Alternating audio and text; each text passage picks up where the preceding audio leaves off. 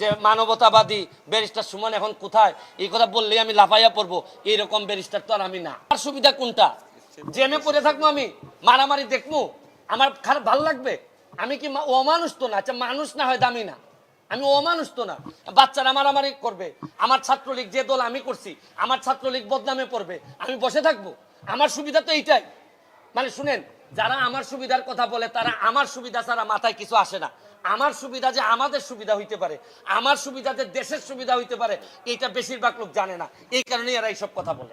আন্দোলন যখন প্রথম হয়েছে, যৌক্তিক সংস্কারের বিষয়ে আমরা নানা কথা শুনছি এদের, এবং যথেষ্ট পরিমাণ সরকারও কিন্তু শোনার চেষ্টা করছেন।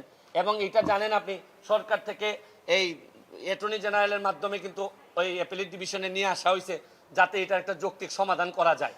কিন্তু যখন থেকে আপনি খেয়াল করে দেখেন যে এই স্বাধীন দেশে আপনি রাজাকার স্লোগান দিবেন, এইটা কিন্তু মুক্তিযুদ্ধের প্রজন্ম বা আমরা যারা স্বাধীনতার সপক্ষের শক্তি, আমাদের পক্ষে মেনে নেওয়া খুবই কঠিন। এই সময় মনে হয়েছে যে এই যে প্রক্রিয়াটা শুরু হয়েছে, এবং আপনি দেখবেন যে বিভিন্ন জায়গায় এই যে জামাত চক্র, যেটা জামাত শিবির, তারা কিন্তু বসেই থাকে যে কোনো একটা এই আন্দোলনকে কিভাবে তারা ব্যক্তিগত বেনিফিট নেওয়া যায়। আমার কাছে মনে হয়েছে এরা তো সাধারণ ছাত্র, এরা তো এত বুঝে না।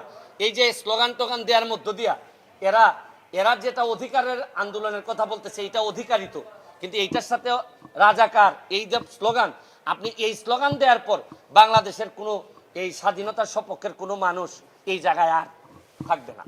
অর্ধেক পাউডারে দ্বিগুণ উজ্জ্বলতা, নতুন রিন অ্যাডভান্সড অর্ধেক পাউডারে দ্বিগুণ উজ্জ্বলতা। আচ্ছা, অনেকে বলছেন যে যে আমি অনেক আড়ালে ছিলাম বা এরকম বলতে পারেন।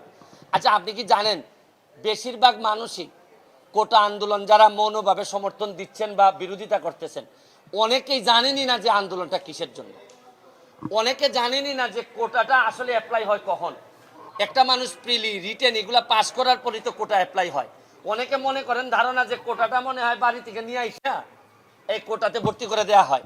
আবার অনেকেই জানেন না আসলে কত পার্সেন্ট কোটাতে দিতে হয়।